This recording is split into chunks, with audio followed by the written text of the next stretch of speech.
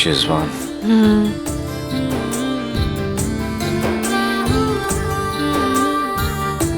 एक बात कहूं, इन मामलों में ना मैं कभी नहीं शर्माता। I promise. मैं तो कहता हूं कि आज से कसरत मैंने शुरू कर देते हैं। ओह अच्छा, धत हाँ? धत हाँ?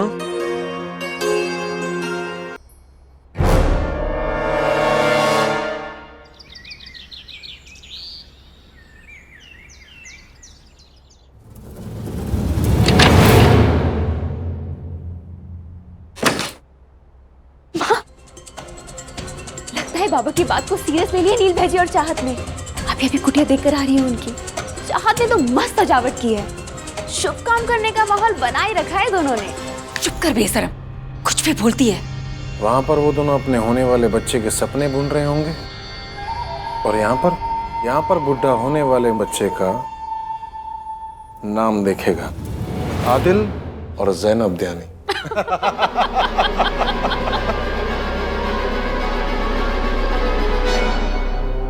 और पता है ये काम किससे करवाएंगे हम?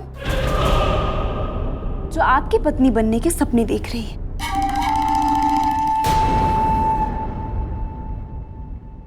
इतनी भूख लग रही है ठहरी। खाना बनाने में अभी 2 घंटे बचे हैं। क्या करूं?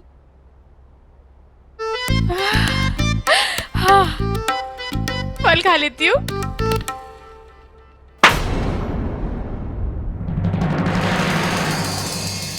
ये क्या है?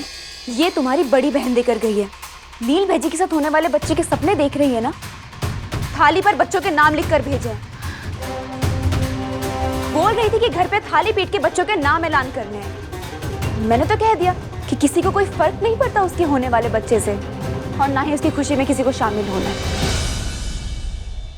ऐसे कैसे कोई खुश ना हो रहा? बस डॉक्टर दीदी की छोटी बहन उनके आने वाले बच्चों का नाम भी ऐलान करेगी और उनके लिए खुशियां भी मनाएगी। हाँ। सुनो सुनो सुनो,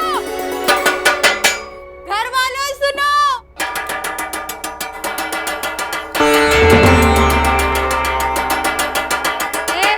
ए, क्या हो रहा है ये सब? अरे भयानक मामी, मिठाई बनाने का मौका आया ठहरा। डॉक्टरनी दीदी और हीरो बाबू बच्चे के बारे में सोच रहे ठहरे। और तो और डॉक्टरनी दीदी ने बच्चे का नाम भी सोच लिया। लड़का हो तो आदिल और लड़की हो तो जैनब।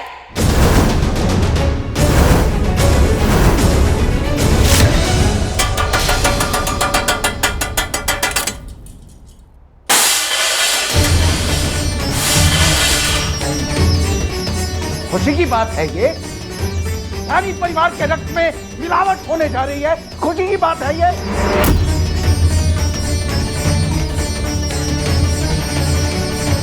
कोई बच्चा पैदा नहीं होगा इस घर में। अगर नीलकंठ और चाहत की संतान हुई, मैं उसी दिन संन्यास ले लूंगा।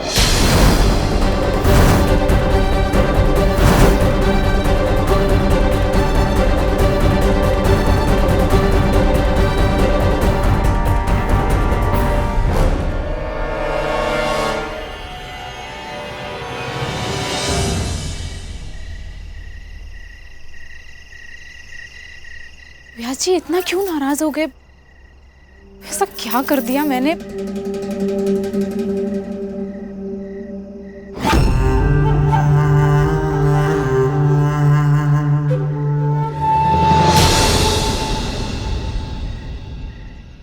क्या हुआ, परेशान हो? ऐसे छूइए मत। हमारे यहाँ पे शादी से पहले ये सब ना होता ठहरा। और मैं परेशान इसलिए हूँ क्योंकि मुझे समझ नहीं आ रहा है व्यास जी मुझसे इतना नाराज क्यों है ठहरे। क्योंकि स्वरा जी नहीं चाहते कि नीलकंठ और चाहत की संतान हो। हे शिबू, ये भी कोई नाराज होने की बात हुई ठहरी? अरे बच्चे का होना तो खुशी मनाने का मौका हुआ ठहरा ना। तो व्यास जी को इससे क्या आपत्ति हुई ठहरी? क्योंकि अलकनंदा, चाहत दूसरे धर्म की लड़की है। दूसरे धर्म की संतान होना अच्छी बात नहीं है। हाँ, मैं जानता हूँ कि वो दोनों एक दूसरे से प्यार करते हैं, लेकिन अब क्या करें, उनके नसीब में सिर्फ जुदा होना लिखा है। नहीं नहीं, डॉक्टरनी दीदी और हीरो बाबू कभी एक दूसरे से दूर नहीं होने चाहिए। हाँ अलकनंदा, मैं भी यही चाहता हूँ कि वो लोग दोनों अलग ना हो, लेकिन इसके लिए मुझे हमारे धर्म की लड़की की जरूरत है। और कहाँ से लाऊंगा, कहाँ से ढूंढूंगा मैं लड़की? प्रमुख जी, मैं हूं ना, आप ही के धर्म की तो हूँ। अरे ये भोलेनाथ, अरे ये बात तो मेरे दिमाग में आई ही नहीं। अच्छा सुनो, अगर हम नीलकंठ और चाहत को जुदा होने से बचाना चाहते हैं तो तुम्हें आज रात भंडार कक्ष में जाना होगा और नीलकंठ से मिलना होगा। और एक काम करना होगा, वहां पर अंधेरा होगा, लेकिन जो काम मैं तुमसे करने के लिए कहूंगा वो अंधेरे में हो जाएगा। ठीक है।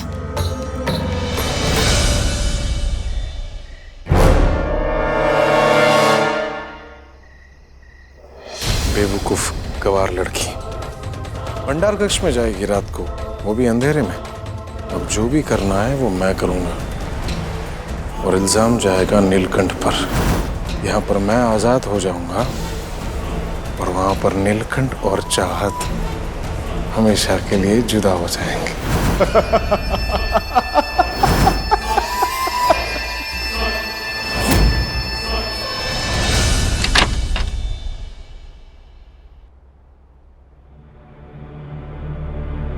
ऐसा भी क्या काम ठहरा जो हीरो जीजू ने यहाँ इतने अंधेरे में बुलाया ठहरा?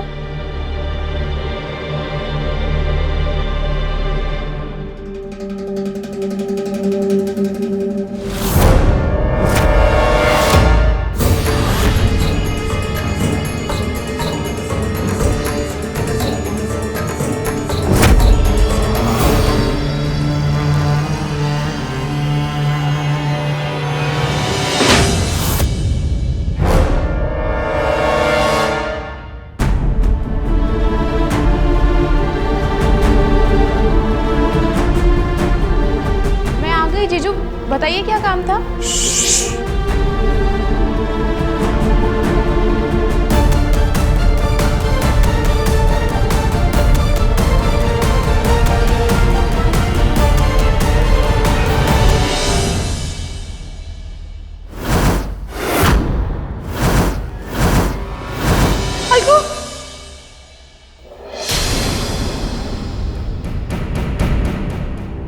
नील,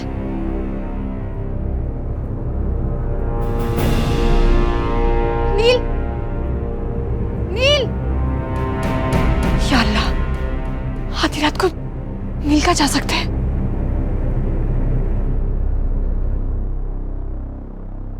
अल्लाह मियां,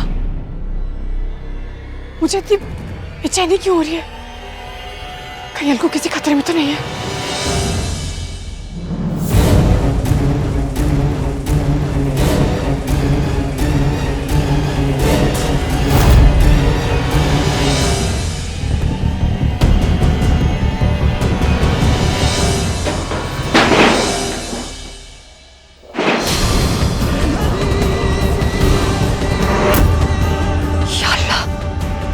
स्टोर रूम से ऐसी कैसी आवाजें आ रही है?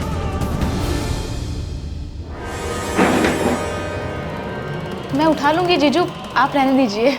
नहीं नहीं, कोई बात नहीं।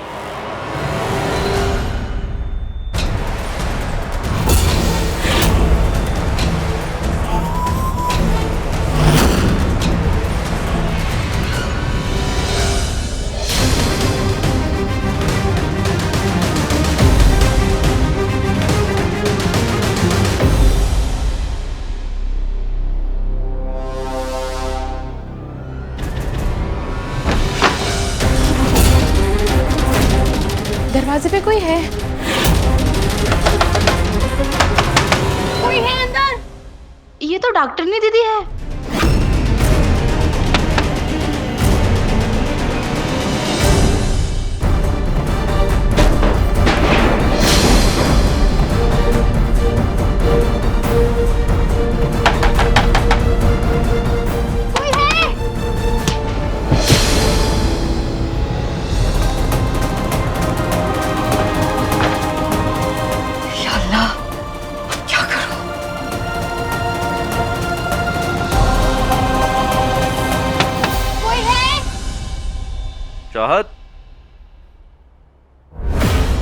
क्या कर रही हो तुम?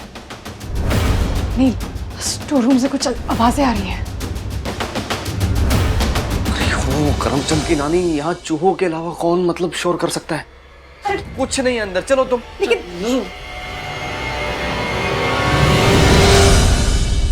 चलो, इस बला से तो मुक्ति मिली।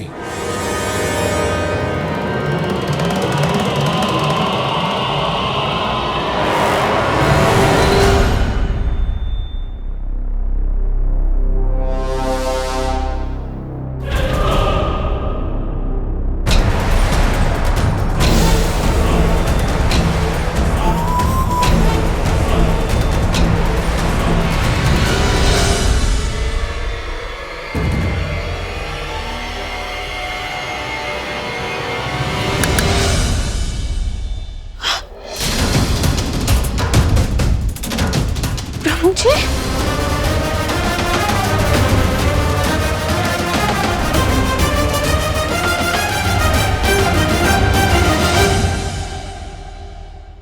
प्रमुख जी, आपने तो कहा था कि हीरो बाबू मुझसे यहाँ मिलने आ रहे हैं। आप यहाँ क्या कर रहे हैं? बताइए ना, आप क्या कर रहे हैं यहाँ पे? वो अलकनंदा, नील भाई जी किसी काम में फंस गए तो वो तो आ नहीं पाएंगे।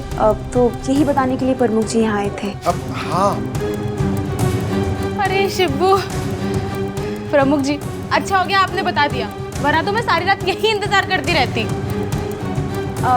अब नील भाई जी तो आएंगे नहीं, तो तुम कमरे में जाके आराम करो। हाँ। और हाँ, एक और बात, ये बात किसी को पता नहीं चलनी चाहिए कि नील भाई जी ने इतनी रात को तुम्हें यहाँ बुलाया। अब खासकर चाहत को, क्योंकि बुरा लगेगा ना उसको।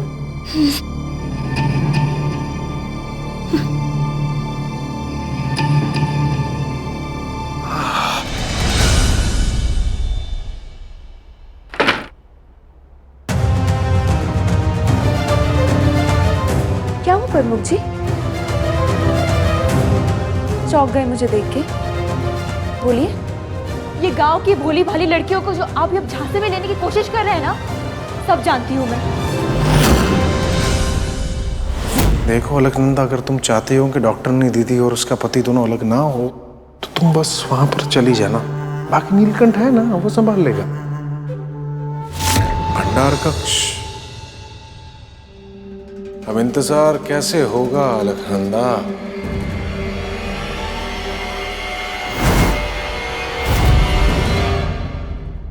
बड़े घटिया किस्म के इंसान हैं आप। कोई अच्छी लड़की देख ही नहीं कि हमेशा दुनिया में चल जाती हो उस पर।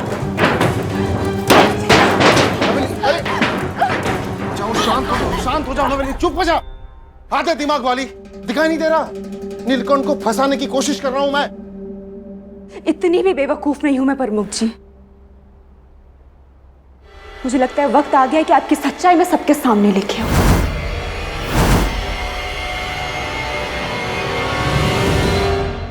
नवेली, मुझे बात सुनो। तुम सच्चाई सबको बता दोगी? सबको असलियत बता दोगी मेरी? अगर बता दोगी ना, तो मैं ना गदा घोट के यहीं मार दूंगा। और सुन, याद है ना, मैं वो आलेख हूं जिसे कोई हाथ में रहना मेरे साथ।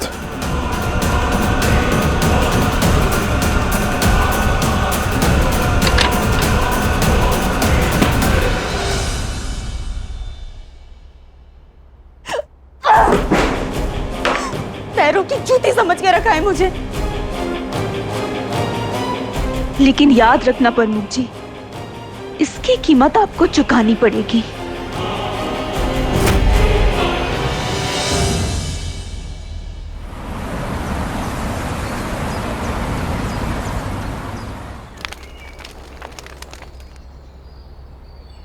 अरे वाह, सुबह सुबह इतनी अच्छी खुशबू।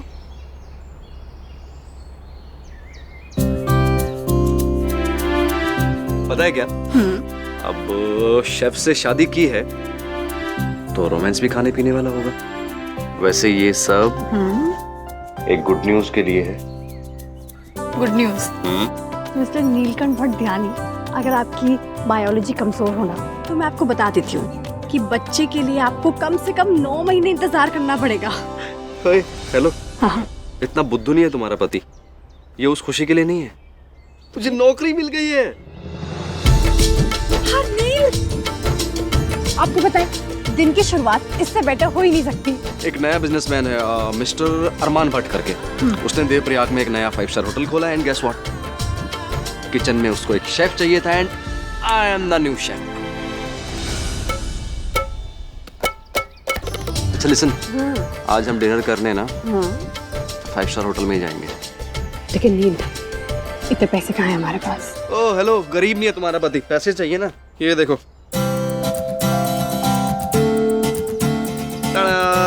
मनी। कहाँ जा रही हो? ओ भयंकर, अरे अरे ये क्या किया? अब क्या बिल आएगा तो उसको क्या मतलब ये गुल्लक देंगे हम? बुद्धू, जब हमारा बेबी आएगा ना फिर हम बेबी से कहेंगे कि तुम्हारी अम्मी और बाबा ने तुम्हारे लिए फ्यूचर सेविंग्स की है। ये देखिए मैंने इस पर लिखा भी है, फॉर मुन्ना और मुन्नी। हे शेजवाना, जानती हो तुम जितनी अच्छी पत्नी हो ना, उससे कहीं ज्यादा अच्छी तुम माँ बनोगी।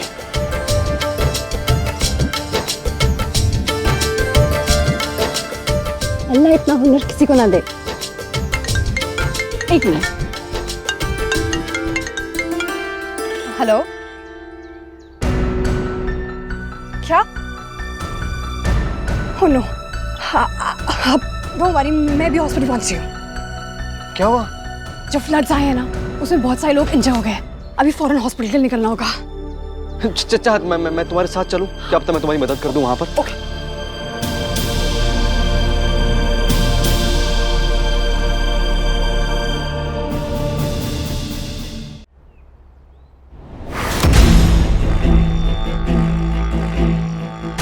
मुन्ना मुन्नी के लिए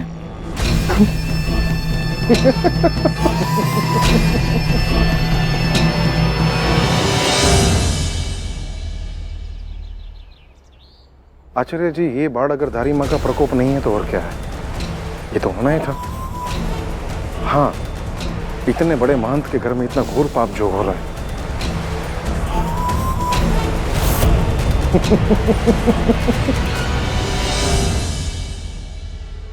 help help, doctor doctor help. मेरी बात सुनो। ये प्रेग्नेंट है। व्हाट बॉय, स्ट्रेचर जल्दी। मैडम,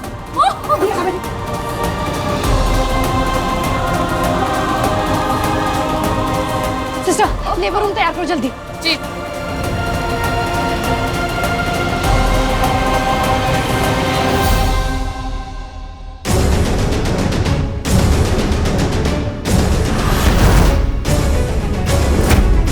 मैं पूछता हूँ तो क्या हो गया अगर उनका बच्चा हो जाता है तो?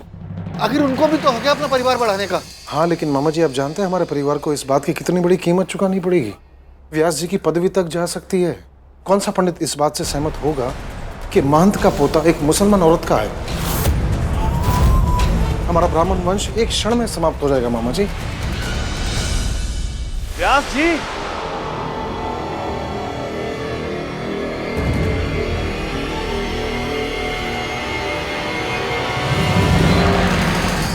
प्रणाम महाचार्य। देख लिया व्यास जी, आपके पुत्र के पाप का प्रकोप सारा गांव झेल रहा है। आपके घर में किए गए पाप का ही परिणाम है ये बाढ़।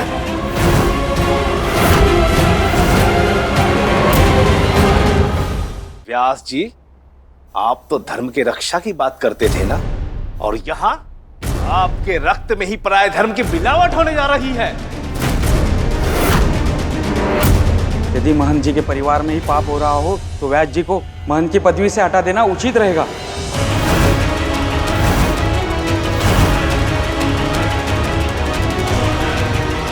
क्षमा कीजिए व्यास जी, अब आप इस महंत पद के योग्य नहीं रहे।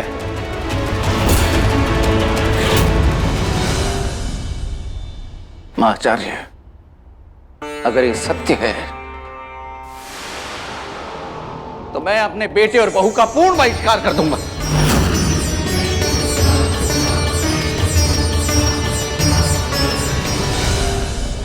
आप चाहे जो भी करें, हमारा निर्णय हो चुका है।